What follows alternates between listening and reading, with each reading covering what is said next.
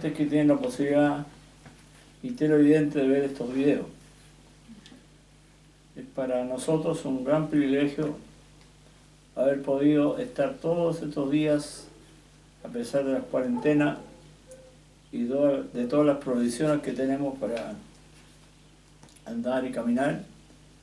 Hemos podido tener esta posibilidad de llegar a ustedes a través de este método, de este YouTube, y es un privilegio para mí y doy gracias a Dios por eso, porque ¿cuántos no tienen esta posibilidad que tenemos nosotros, que nos ha dado Dios por misericordia? Vamos a orar, hermanos, quiero que ustedes cierren sus ojos también para que me acompañen en esta oración que llevaremos ahora. Señor y Padre Celestial, gracias por la oportunidad que me das de estar en este momento para compartir tu palabra, para compartir lo que es vida, Señor, para compartir lo que nos guía, lo que nos lava, lo que nos orienta, que es tu palabra a través de tu Espíritu Santo. Te damos gracias, Señor, en esta mañana, porque sabemos que cuando se escuchen estas palabras, Señor, será tu Espíritu el que estará hablando con estas palabras, estará hablando tu Espíritu a cada espíritu, Señor, de lo que tú quieres hacer con cada uno de nosotros. Así que gracias, te oramos, Señor, en este momento también por todos nuestros hermanos, hermanas. Gracias por la noticia que tuve hoy día, Señor, de la hermana Judy, que su mamá sigue bien, ya lleva más de un mes caminando, comiendo, haciendo cosas que hacía tanto tiempo que no las hacía, porque tú hiciste el milagro, Señor, la restauraste, Señor, ella está restaurada y te está alabando y glorificando tu nombre. Te pido, Señor, por toda nuestra congregación, por todas las iglesias de este lugar también, Señor, por este país que está siendo convulsionado por este virus, Señor. Te pido por misericordia, ten misericordia, Señor, de todas las personas, sobre todo los niños, los adultos mayores, los que no tienen los medios, Señor, en este momento que viven hacinados. Ten misericordia también, Señor, para que puedan escapar sin tener el problema que han tenido la mayoría de las personas. Gracias te damos, Señor, porque entre los nuestros, yo miro, Señor, y no hay ningún contagiado en la iglesia, no hay ningún contagiado en mi familia, en mis hijos, en mi nieto, todos sanos. Y eso, Señor, porque sabemos que el Salmo 91 se está cumpliendo, pero con crece en todos tus hijos. Y yo estoy seguro que muchas iglesias también tendrán lo mismo, el mismo resultado, porque tenemos el mismo Dios, el mismo Jesucristo, el mismo Espíritu Santo, la misma palabra, las mismas promesas que están en tu palabra, Señor. Que ni plaga tocará nuestra morada. Así que gracias por todo lo que nos das. Gracias también por lo que no nos darás, y gracias por este tiempo que hemos estado encerrados, pero, Señor, hemos tenido la oportunidad de compartir contigo con tanta tranquilidad, sin apuro. No tenemos nada más que hacer las cosas indispensables y luego tenemos todo el tiempo para ti. Por eso te doy gracias, Señor, porque estos días son para mi persona. Estoy siendo edificado por ti, Señor. Gracias por todo. Y en esta tarde, Señor, tu Espíritu Santo ahora, lo espero que también aquí esté en esta tarde. Sí, va a estar, sí, Señor, sí estará. Sí, Señor. Y que las palabras que yo hablo, Señor, Él sabe lo que hay que hacer con esas palabras. Gracias. Quebranto todo espíritu maligno, todo espíritu que no corresponde, que venir a este lugar, porque este es un santuario tuyo, Señor. Así que limpiamos con tu sangre maravillosa todos estos lugares, Señor. Aquietamos a los perros que a veces se envalentonan porque el enemigo los excita, Señor, y empiezan a ladrar. También te pido por eso, Señor. Y gracias por todo. Y esto lo hago en el único mérito que existe, en el mérito de Cristo Jesús. Amén y amén. El tema para esta mañana es un tema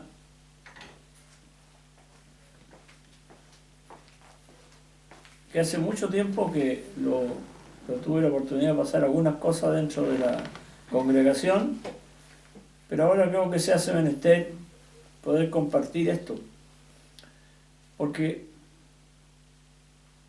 nosotros nos preguntamos muchas veces cuando vemos que el mundo corre, galopa de una manera pero increíble, Señor, para hacer el mal, para dañar. Es una cosa que deja sin palabras, Señor, las cosas que estamos viendo en estos tiempos. Estamos viendo, Señor, cómo hay una juventud desbocada, deslocada. No tienen valor, no tienen misericordia por nada, en nada evalúan. Ya en la vida, mira, asesinan por un cigarro, asesinan por unas monedas, asesinan por cigarros y cosas que roban en los negocios. Señor, está todo desbocado. Y no, muchos se preguntan qué está pasando. Y de eso justamente es lo que quiero compartir en esta tarde. ¿Por qué? Porque necesitamos fortalecer el hombre interior. Fortaleciendo el hombre interior. Vamos a tener una parte bíblica, quiero que usted la busque en Efesios capítulo 3, del 14 al 21. No lo voy a leer porque luego lo vamos a desarrollar. Más que nunca se es menester de este tema. Porque Dios quiere que lleguemos a la estatura de un varón perfecto. Él quiere que nos asemejemos a su Hijo. Y esto va para hombres y mujeres. Para hombres y mujeres es lo mismo.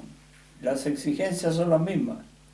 Para todos los que han recibido a Cristo como Salvador personal, esta es la exigencia, la estatura. O sea, hay una medida que el apóstol Pablo se lo dijo a los tesalonicenses, les dijo: mi Dios os santifique por completo, para que vuestro espíritu, alma y cuerpo sean guardados irreprensibles para su venida. Esa es una estatura. Cualquiera de nosotros, yo creo que al oír esta palabra y al querer llevar a la práctica esta palabra, ahí es donde nos encontramos con los inconvenientes. Son inconvenientes que vienen porque nosotros tenemos dentro de nosotros tres cosas. Tenemos espíritu, tenemos alma y tenemos cuerpo. Cada uno de ellos tiene sus funciones. El espíritu tiene conciencia, tiene intuición y tiene comunión con Dios. El alma tiene intelecto, tiene emociones y tiene voluntad. Y el cuerpo tiene los sentidos: vista, oído, gusto, todos los cinco sentidos tiene el cuerpo. Pero, ¿a cuál obedecemos? ¿Cuál es el que manda en nuestra persona? En la gente en general, ¿qué es lo que manda? Primero, a nosotros desde que empezamos ya a educarnos en la educación primaria, después la secundaria y luego la universitaria, en todas nos enseñaron lo mismo, que había que ser primero, Nos exigieron porque sabían que el ser humano tiene una capacidad de aprender, de aprendizaje, tiene el intelecto que se desarrolla y puede ir aprendiendo cosas. Y bien, pues, pero cuando llega a una edad, primero voy a empezar por el niño. El niño nace bueno, todos los niños nacen buenos. No hay ningún niño que sea malo. Pero llega un momento dado, a los cortos años, uno ve al niño cuando está chico, anda pilucho por el patio sin ningún problema, sea niño, sea niño igual, no tiene ninguna vergüenza porque no hay una conciencia todavía desarrollada. Pero un día cualquiera, uno de ellos comete un error, una maldad. Y cuando siente que lo llaman, arranca. Y se esconde. Recordemos lo que pasó con Noé, con Adán. Con Adán, ¿cierto? Todos los días, él tiene que haber sido una vida muy linda, muy maravillosa. Caminaba con Dios, conversaba con Él. La función que tenía Adán en el huerto era mantener el huerto, mantener ese huerto. Tenía labores de agricultura. No había maleza en ese entonces, no había maldad, no había nada. Así que tiene que haber sido precioso el momento. Pero un día Dios llegó a visitarlo al huerto y no estaba Adán, ni estaba Eva. Y llamaba Dios a Adán y Adán estaba escondido. ¿Por qué estaba escondido Adán? Porque él había recibido de parte de Dios el mandato que fue claro y definido. De todos los árboles del huerto puedes comer de todo. Y en el huerto eran dos árboles importantes, uno el de la vida y el otro de la ciencia del bien y del mal. Dos árboles distintos, uno la vida y el otro el árbol de la ciencia del bien y del mal. ¿Cuántas veces pasó Eva por ese huerto? ¿Cuántas veces pasó Adán por ese huerto? Yo a lo mejor me imagino que hasta se sentaron debajo de ese árbol, se apoyaron su espalda en ese árbol. Y nunca les llamó la atención. Nunca. Y Adán sabía que del árbol de la ciencia del bien y el mal no podían comer porque el día que comían iban a morir. Bien, entonces aquí ya se nota en el hombre interior de Adán y de Eva eran seres internos buenos. Bueno, ¿por qué? Porque estaban obedeciendo a Dios, hacían lo que les correspondía. Pero cuando ellos comieron del árbol de la ciencia del bien y el mal, el problema está que el enemigo les hizo una oferta engañosa, que con eso conquistó a Eva. Le dijo, y seré como Dios, igual que Dios. Entonces ellos se imaginaban el ser igual que Dios. Y eso los llevó a la tentación y a desobedecerle a Dios. Entonces, cuando Dios llegó a ese lugar a buscarlo, ellos llegaron cubiertos con hojas. Dicen mucho que eran hojas de barra, no sé si eran de barra, de higuera, no tengo idea, pero en fin, el caso no me interesa. Pero estaban cubiertos, se hicieron traje ellos personalmente. ¿Para qué? Para cubrir su desnudez. Pero más que desnudez, es para cubrir su desobediencia. Desde ese momento, todos los seres humanos, todos nosotros, quedamos a través de Adán esclavos de eso. Esclavos de eso. Y la desobediencia en el ser humano es casi innata. Innata. Todo lo que nos entusiasma, nos tienta, ¿cierto? No pensamos en lo que vamos a hacer, no pensamos en las consecuencias, sino que, ¿qué sucede? Lo hacemos. Porque hay un hombre interior o una mujer interior que no tiene la capacidad para decir que no. ¿Y por qué no tiene la capacidad? Porque la perdimos en Adán. En Adán perdimos esa capacidad. En Adán perdimos la posibilidad de decir que no, la perdimos. Entonces el enemigo, al que no ha recibido a Cristo como Salvador y Señor, está esclavo de él. Está esclavo de las órdenes que le dio a Adán. El enemigo, el diablo, le dio la orden para comer, ¿cierto? Eso, y el diablo tomó entonces la autoridad sobre el hombre.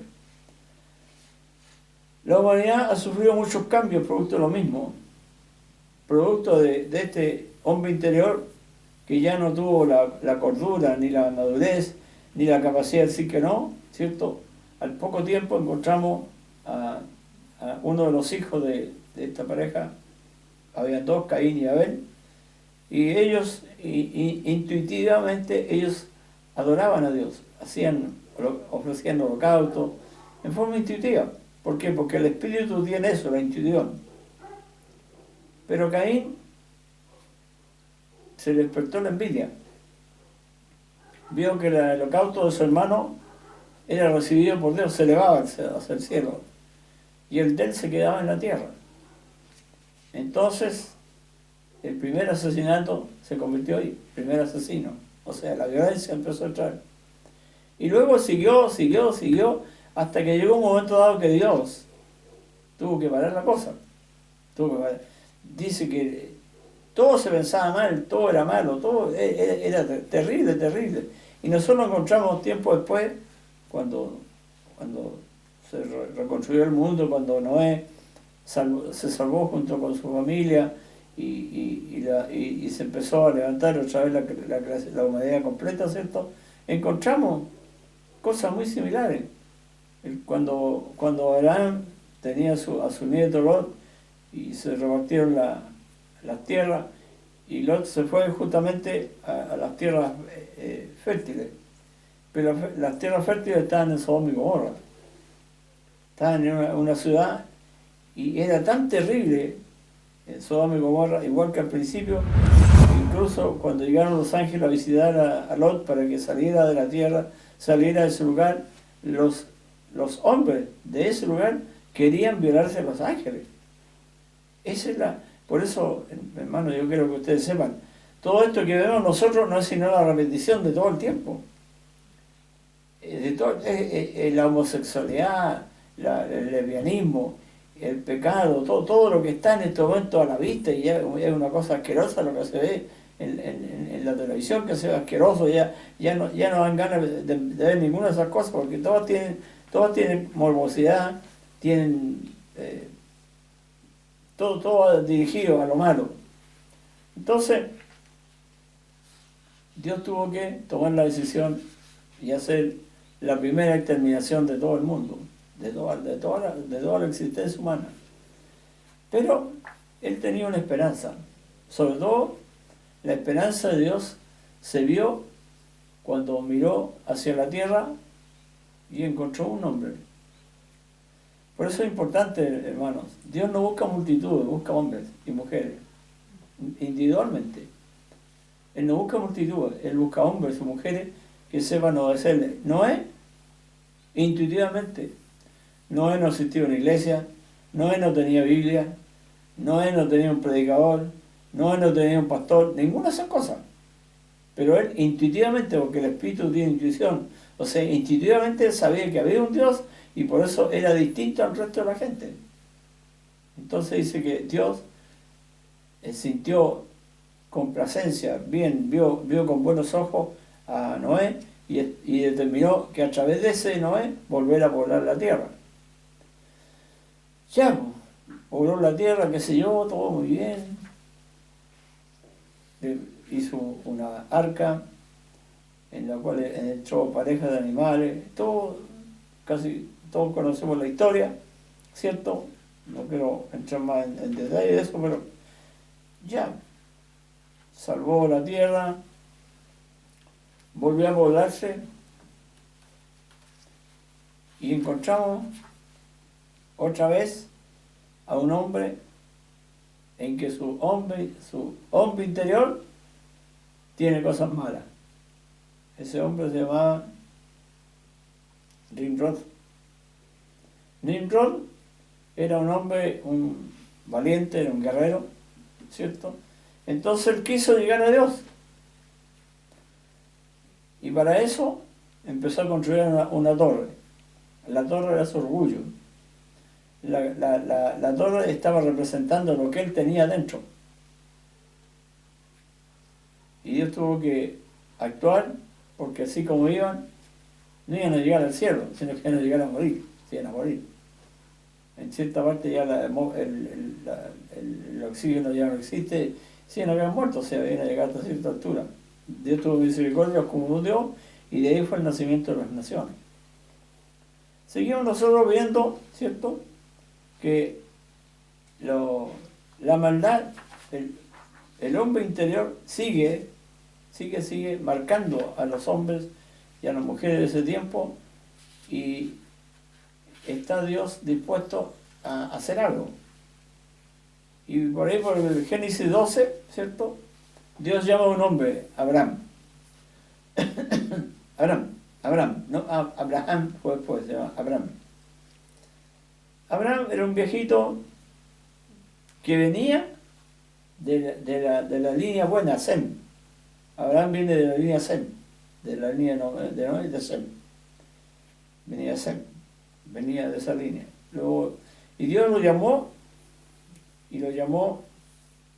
a ser una nación. El proyecto de Dios, el plan de Dios era hacer con ese hombre una nación, pero una nación de sacerdotes, una nación de gente escogida, una nación que le sirviera a él. Ese fue el objetivo. Por eso lo llamó. Abraham, para cumplir el objetivo de Dios, tuvo que sufrir muchas pruebas que pueden leerla usted en la Biblia. No fue tan sencillo la vida de Abraham. Así que me impresiona la esposa Abraham cuando él llegó a su tienda y le dijo: hija, preparémonos porque nos vamos. La pregunta de la esposa fue: ¿a dónde? No sé. Si no sabe por qué vamos a salir. ¿Usted haría eso? ¿Usted se ríe sin saber para dónde? Cuando siempre nuestro intelecto está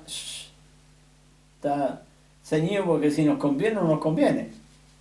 Siempre actuamos por conveniencia. Por eso hay que servir a Dios, hermanos. Servir a Dios. Si no terminamos con las conveniencias, no podemos servir a Dios. Desgraciadamente lo digo por experiencia propia. Por conveniencia no se puede servir a Dios. Menos Dios lo va a usar. Dios quiere hombres y mujeres dispuestas a. ¿Dispuestas a qué? A hacer lo que Dios quiere que hagamos. Mire, es tan bonito, voy a retroceder un poco, cuando Dios hace al hombre y le da 5 cosas importantes. Primero, fructificado. Segundo, tener hijos. Tercero, poblar la tierra. Cuarto, sojuzgarla. Y 5, someterla. O sea, al hombre se le entregó el control de toda la creación. De toda la creación. Por eso que el salmista dice, en uno de sus salmos, dice: ¿quién es el hombre para que tenga de él memoria? Y el hijo del hombre para que lo visite. Lo hiciste un poco menor que los ángeles. Lo coronaste de gloria. El hombre y la mujer somos la gloria. De este mundo somos la gloria.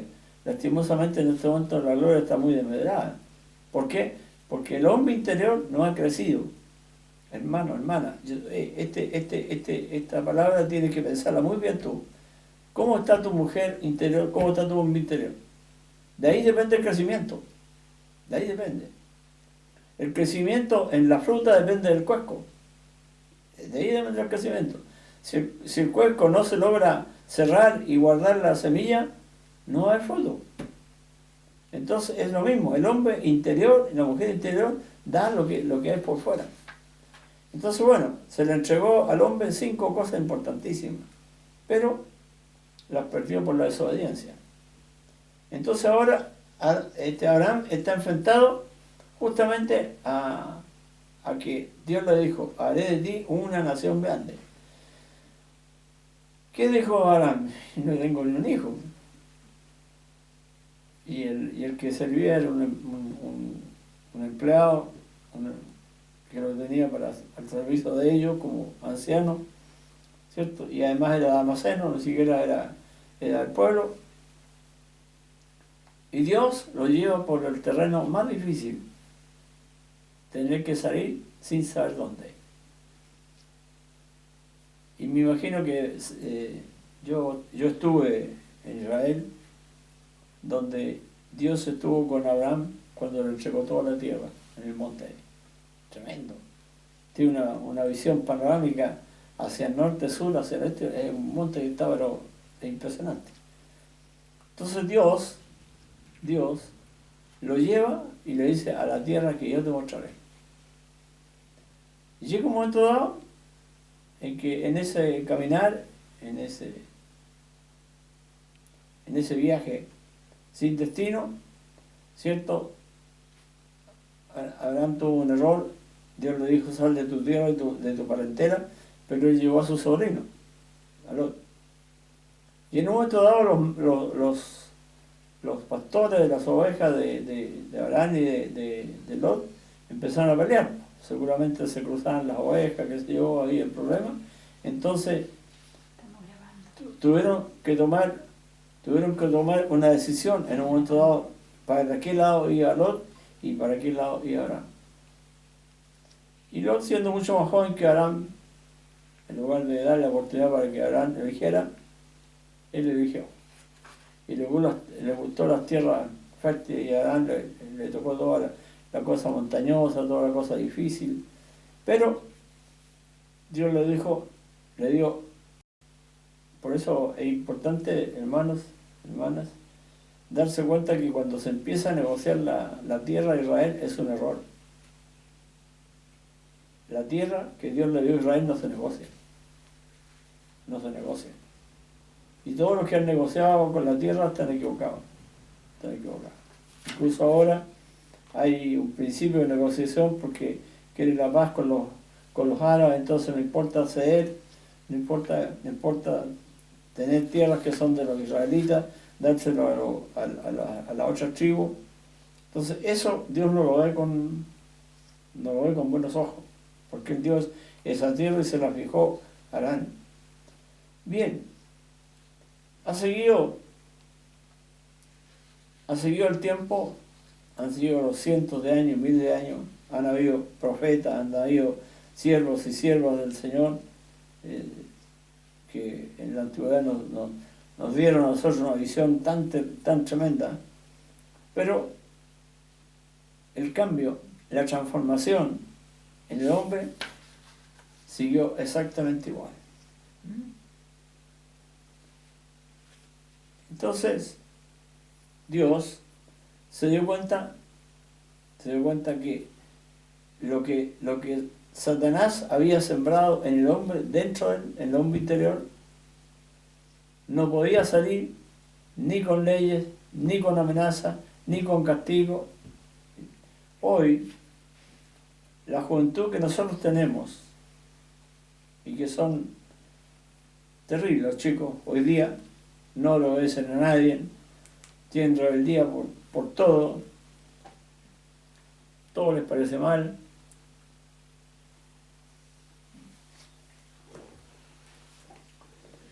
Porque el estigma de Adán está en ellos. Entonces el castigo en los chicos hoy día es peor. No. La Biblia habla de disciplina, pero eso se realiza de otra manera. Tiene que ser hecha de una manera espiritual. Bien. Entonces Dios, dentro de su plan que tenía desde el principio, porque se lo dijo a Adán y Eva al principio, cuando ellos pecaron, le dijo a la mujer: de ti nacerá la simiente, que pondrá la cabeza sobre la serpiente. O sea, era decir, iban a ser alguien que le iba a ganar la batalla al diablo. ¿Para qué? Para quitarle lo que el diablo le quitó al hombre. Porque el diablo nos quitó a nosotros la autoridad sobre toda la tierra, nos quitó esa autoridad. Cuando nosotros aceptamos a Jesucristo como Salvador y Señor, esa autoridad nos es devuelta, porque Cristo se la quitó al diablo. Por eso que cuando nosotros usamos el nombre de Cristo, el diablo se estremece, porque Cristo es el que tiene ahora el poder. Jesucristo es el que tiene el poder, sobre todo aquí en la tierra y en el cielo. Es Él. ¿Por qué? Porque Él, habiendo fracasado todo el sistema, después de Abraham vinieron las tribus, después de las tribus vinieron los reyes, y toda la historia, ¿cierto? Y en cada historia siempre fue lo mismo. Yo tengo un tema que estoy dando que termino el próximo martes, si Dios quiere. Dice que Acab era un rey, dice que era el más malo de todos los malos, el rey, y era el rey de Israel, el rey del pueblo. Y sin embargo ese rey Acab, ¿cierto?, tenía una vida pero escandalosa. Se casó con una sacerdotisa con creencias totalmente distintas. Ella llevó tremendos ídolos al templo que tenían del Señor, y transformó a la esposa a tal extremo que Dios tuvo que mandar a Elías, ¿cierto?, para sentenciarlo, para darle una lección. Entonces Dios se dio cuenta que no había caso. Entonces determinó enviar a su hijo. Dicen los escritores bíblicos que en el cielo tiene que haberse sentido un tremendo estremecer cuando la pregunta fue, ¿quién irá? ¿Quién irá? Porque alguien tenía que ir, pero alguien con la esencia de Dios.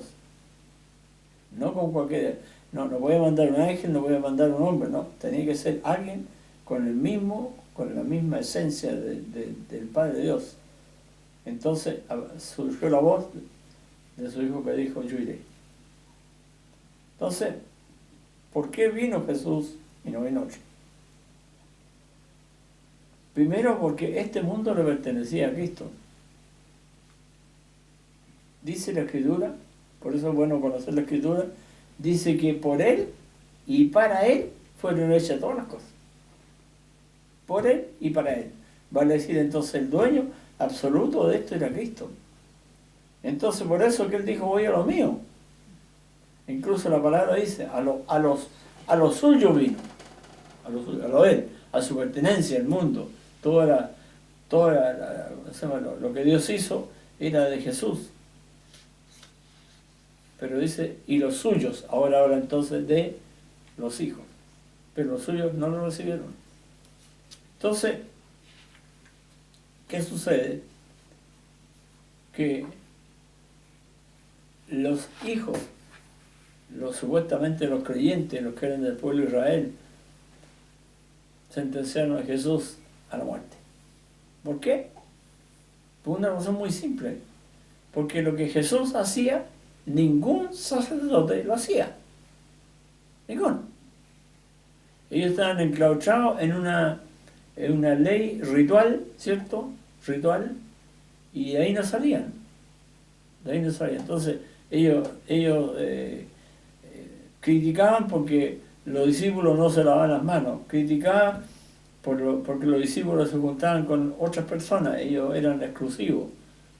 Incluso en el templo, en la sinagoga, los extranjeros, los que no eran hijos, los que no eran judíos, estaban atrás. O sea, no participaban de los lugares de adelante, todos estaban atrás. Entonces, toda esa manera de ser, ¿cierto?, los llevó a ellos a considerar que Jesús era un mal elemento para ellos. Entonces, matarlo. Pero no sabían que en esa muerte estaba la liberación. Estaba en la libertad. Por eso dice un escritor que uno de los guardias le dijo a Jesús, tú que dices ser hijo de Dios, bájate de la cruz. Y dice que Jesús le contestó, no me bajo, porque si me bajo tú no vas a poder subir al cielo. Así que mi lugar está aquí. Entonces Él sufrió, y lo más lindo es lo que pasa después, la resurrección. Lo mismo guardia cuando Jesús muere, hubo un terremoto.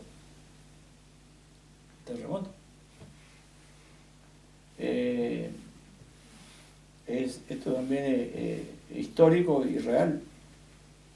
La cruz estaba pegada a una piedra que estaba atrás y esa piedra se partió. Y por esa partidura, por esa rendija, cayó la sangre de Jesús. Y cayó a un sótano.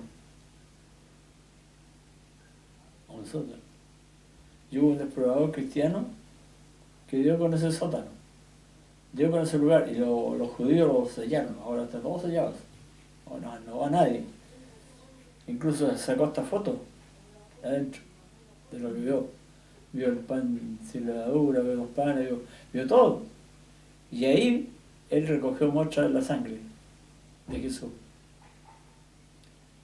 Bueno, la llevaron a examinar la sangre seca. La llevó a un laboratorio y para sorpresa de todos, dice el laboratorio, la disolvieron con agua y la sangre cobró vida.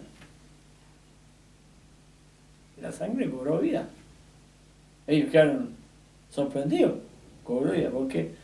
Porque la sangre que Cristo era inmortal.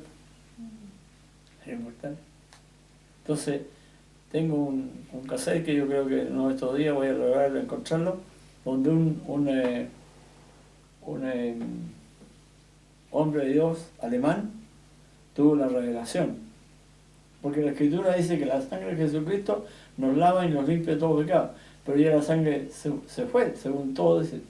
Y dice este alemán que en el cielo hay una redoma. Redoma es un envase con la sangre de Cristo. Y esa es la que está siendo presente siempre. O sea, esa es la sangre que nos lava, que nos limpia. Ves que nosotros clamamos a esa sangre, es esa sangre. Como está viva, por eso nos sigue limpiando y lavando. Es tremendo. Bien, entonces, una de las cosas que Jesús dijo, y que ya vamos a echar en el tema que nos preocupa, en Mateo 24 dijo lo siguiente: más como en los días de Noé, así será la venida del Hijo del Hombre. ¿Cómo en los días de Noé? La corrupción, terrible. ¿Y qué está pasando ahora? Hermanos, ¿qué leyes se están aprobando? ¿Por qué se están aprobando? ¿Por qué está viendo todo lo que está viendo, todas las cosas que se han hecho ahora? ¿Qué ha pasado con eso?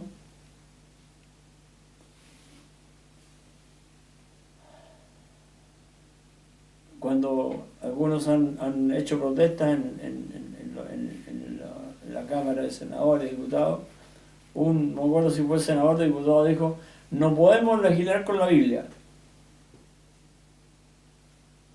No podemos legislar con la Biblia. Pero resulta que la Biblia es lo que Dios es el manual de conducta, el manual de conducta para el cual el hombre se tenía que ceñir. Todas las grandes leyes humanas que existen en el universo están basadas en la Biblia. Casi todas, por no decir todas. ¿Por qué? Porque las leyes de la Biblia son las más justas, las más honorables, las que tienen un sentido. La ley de Dios tiene un espíritu, no es una letra, tiene un espíritu. Y hoy por hoy muchos jueces a veces juzgan por el espíritu de la ley y no por lo que dice la ley. Entonces Jesús vino y dijo esto: ya. ¿Cómo eran esos días? Ya lo dije recién. Pero ¿cuáles fueron las medidas a observar? Fueron las que están en Génesis. En Génesis dice, ¿cierto? Y les dijo: fructificad, ya lo dije antes, henchid la tierra. Ya. Esos son los requisitos fundamentales que Dios entregó, ¿cierto?, para estos días. Esto quiere decir que un gobierno total de toda la creación era del hombre. Pero cuando Satanás tentó a nuestros padres, ¿cierto?, los dejó esclavos del hombre interior. Y vamos a hablar justamente de lo que dice la palabra del hombre interior. El apóstol Pablo dice en Romanos capítulo 7, yo creo que vean Romanos capítulo 7 completo, ¿cierto? Dice: porque lo que yo quiero hacer, esto no hago. Y lo que aborrezco, esto hago. Entonces él se da cuenta que dentro de él hay una lucha interna entre el hombre exterior y el hombre interior. Entonces el hombre exterior está guiado por el alma. Tiene intelecto, tiene emociones y tiene voluntad. El hombre exterior está mandado por eso. Entonces, y el hombre exterior está mandado por eso. Y el hombre interior tiene el espíritu, que es conciencia, intuición y comunión. Estas tres cosas. Pero ese espíritu interior bueno está no sometido, sino que está aprisionado por el hombre exterior. Hoy día el hombre vive por el exterior. Los trabajos, ¿cómo se elige la gente? Por su presencia, por lo que tienen, por lo exterior. A nosotros, creo que lo dije al principio, lo voy a volver a repetir, desde niño se nos enseñó a ser los primeros. Desde niño se nos enseñó lo que era la voluntad, lo que era el intelecto, todas las cosas, nos enseñaron, nos adiestraron, qué sé yo, ¿cierto? Pero nunca nos dijeron que éramos hechura de Dios, nunca. En ninguna información, ninguna. En la universidad, al contrario, cuanto más alto era el grado, el nivel de estudio que tenía, menos de Dios se hablaba, menos. Entonces llega un estado en que ya el hombre, una de las cosas que me impresionó el otro día fue ver en Japón, ver a un robot predicador. Y lo vi predicando, un robot predicador. Entonces, desde que el hombre empezó esta carrera intelectual, lo único que el hombre ha querido es llegar a ser igual a Dios. Y para eso, lo único que busca es el origen, de dónde viene. Entonces han hecho, mire, la inteligencia que está en este momento desarrollándose en países como Japón, son impresionantes. Son impresionantes. Las grandes empresas automovilísticas están sentenciadas a morir, porque los vehículos van a ser hechos de otra manera, con otra conducción. Los grandes fabricantes de autos, yo estuve trabajando en un proyecto de un auto con motor giratorio, que era como un motor eléctrico. Era impresionante el proyecto ese. Totalmente distinto. Un motorcito de 200 caballos, un motor potente, ¿cierto? No era más allá de la mitad de esta mesa. Porque era construido con otra tecnología. Menos desgaste, menos ocupar de combustible y todas esas cosas. Entonces, en este momento hay una carrera terrible, ¿cierto? De que el hombre quiere llegar a ser un Dios. Y ahí está la pelea, ahí está la disputa. Entonces, nosotros, hermanos, tenemos que pensar en la gran oración que hizo el apóstol Pablo, y la vamos a entrar ahora al terreno.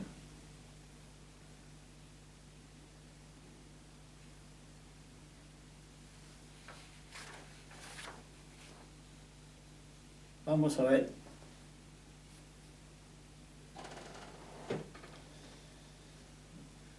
Pablo le escribe, le ora por una iglesia de los Efesios. Y curiosamente, revisando los antecedentes de esta iglesia, esta es una iglesia que se parece a la iglesia de Filadelfia del Apocalipsis.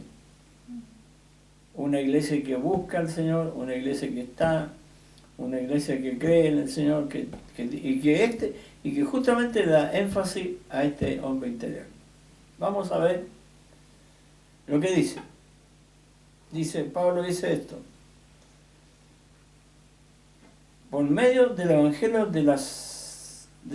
vamos a nosotros a disfrutar por medio del evangelio de las inescrutables riquezas de Cristo, y de aclarar todo cual sea. Voy a leerlo bien. Por medio del evangelio vamos a recibir las inescrutables riquezas de Cristo. ¿Qué es lo que es eso? ¿Qué es lo que es inescrutable? ¿Qué se entiende por inescrutable? No se puede concebir, Las riquezas de Cristo no se pueden concebir. Nosotros, el día que nosotros logremos que nuestro hombre interior sea perfeccionado por Cristo, vamos a ser unos gigantes. Vamos a ser unos gigantes. Ya para nosotros, antes de su venida, ¿cierto? Vamos a tener, como decía el hermano el martes mientras compartía la palabra, vamos a tener un discernimiento sobrenatural. Dice la Escritura, lo dice, en Juan lo dice, que va a llegar a tal extremo en este tiempo el crecimiento interior del hombre, en que ya no va a necesitar que él le enseñe. Porque el Espíritu Santo, a través de la unción, le va a enseñar todo. Entonces es tremendo lo que está por venir. Pero, ¿qué tenemos que hacer, cierto? Ver las inescrutables riquezas de Cristo y de aclarar todo a todos cuál sea la dispensación del misterio escondido desde los siglos en Dios, que creó todas las cosas. ¿En qué es este misterio? El gran problema que se gestó entre los judíos y el resto, unos son judíos, otros son gentiles. Nosotros pertenecemos a los gentiles, no venimos de Abraham directamente, bueno, otros como yo tenemos una, pero no olvidemos, gentiles. Entonces, para los judíos, los gentiles, como digo, eran unos elementos que iban a la sinagoga, pero no tenían participación directa, porque la participación era... Por eso Jesús le dijo a la mujer, cuando fue a pedir sanidad para una hija, fue, claro, cuando Jesús le dijo que el pan era para los hijos, no para los perrillos. Ella venía con una gran necesidad y venía acudiendo a Jesús. ¿Y qué le dijo ella? Y ahí una lección muy grande. Ella le dijo, ¿sabes? Está bien, los hijos comen en la mesa, pero los perrillos se alimentan de las migajas. ¿Y saben ustedes que en las migajas está la fortaleza? En las migajas está todo lo bueno del pan. En las migajas. O sea, ella no eligió mal. Por eso que Jesús le dijo, gran fe tiene mujer. O sea, Jesús lo entendió. Eso lo entendió Jesús al tiro. Jesús tenía sabiduría, así que lo entendió al tiro lo que le dijo la mujer. Y le dijo, tu fe. Y le hizo misericordia. Entonces, los gentiles estaban... Entonces, el gran misterio era que Dios iba a ser de dos pueblos uno solo. Y hay que irse al Evangelio, o sea, al Romanos 12, claro, no Romanos, a Génesis 12, cuando Dios llama a Abraham. Ahí se muestra el proyecto de Dios. Se muestra. Lastimosamente los judíos no se percataron de eso. ¿Cómo se llama? Dios le dijo a Abraham, ¿cierto? Y tú serás bendición a todas las familias de la tierra. ¿Qué significa eso? Judíos y gentiles. Eso son todas. O sea, ya venía una palabra profética para lo que Dios quería. Porque, mire, en el antiguo tiempo Dios dijo esto: vivo yo, dice Jehová, que no quiero la muerte del pecador, sino que el pecador se arrepienta, seguro de su mal camino. O sea, van a decir, nunca Dios ha hecho acepción de personas, nunca. Nunca ha hecho discriminación, jamás. Ni la va a hacer tampoco. Porque Dios es amor. Mire, me impresiona mucho a mí cuando estudiamos, una vez me acuerdo que estudiamos el caso de cuando Dios quería Israel, al pueblo de Israel, por su rebeldía y todo lo que hablaban en contra, porque siempre cuando pasaba algo se levantaban en contra de Dios y siempre hablaban mal y protestaban, ¿por qué? Y Dios estaba cansado y le dijo a Moisés, ¿sabe? Matemos a toda esta gente y yo tengo un pueblo nuevo. Y Moisés, por eso, hermanos,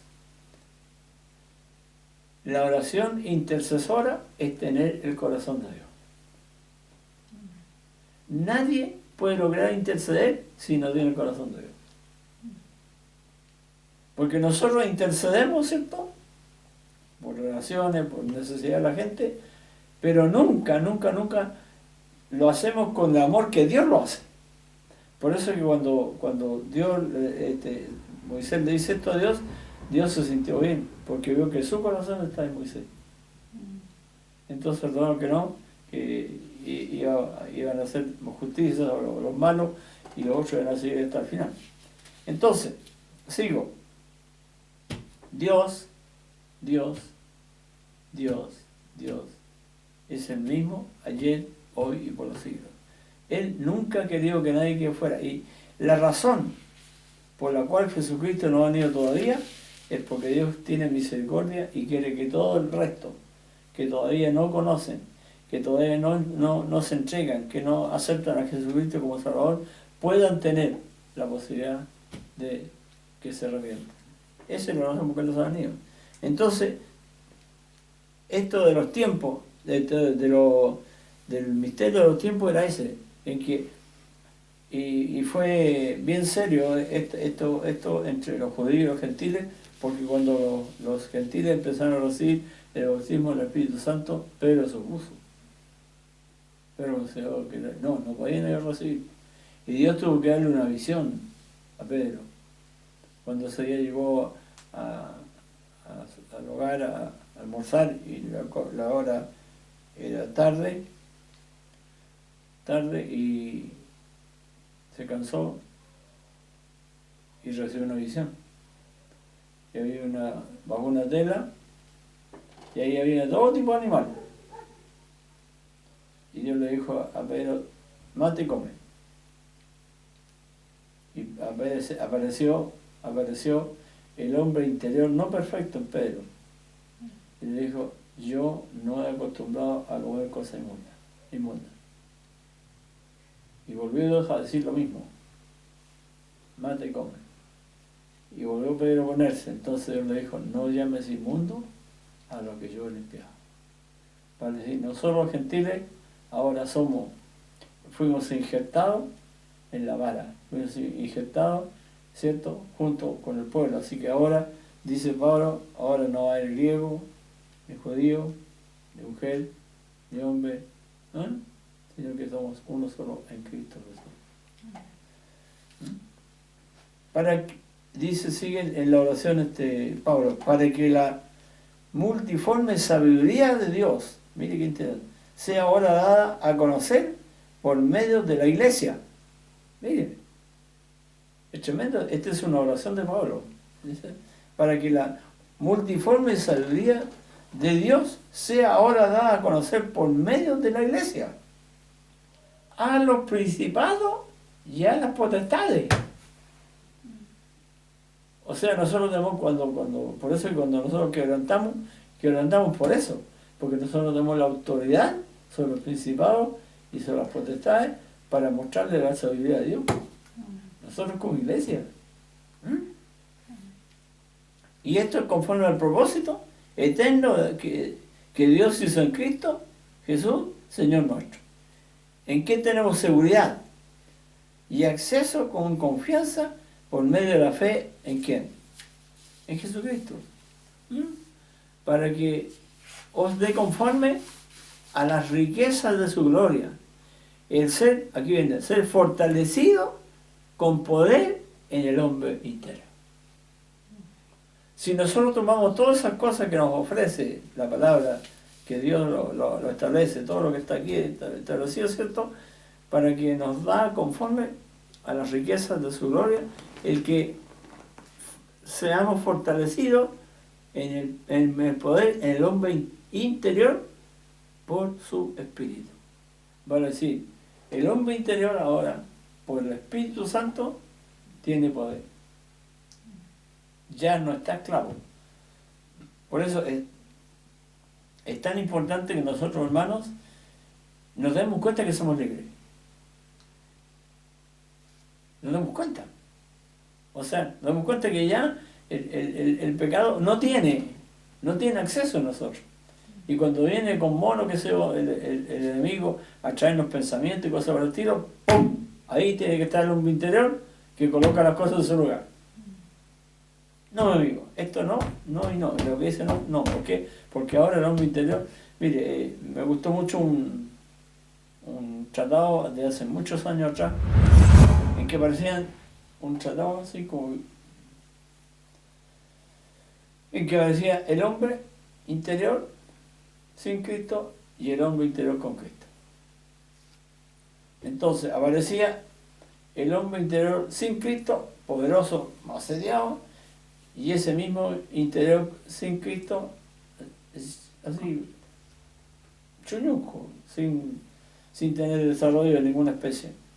Entonces aparecía después, cuando se producía la aceptación de Cristo como Salvador y Señor, y obtenían esta capacidad para el hombre interior, y aparecía el hombre exterior, y el hombre interior siendo un tremendo fuerte. Entonces, el hombre interior es el que tiene que traer la transformación al hombre exterior.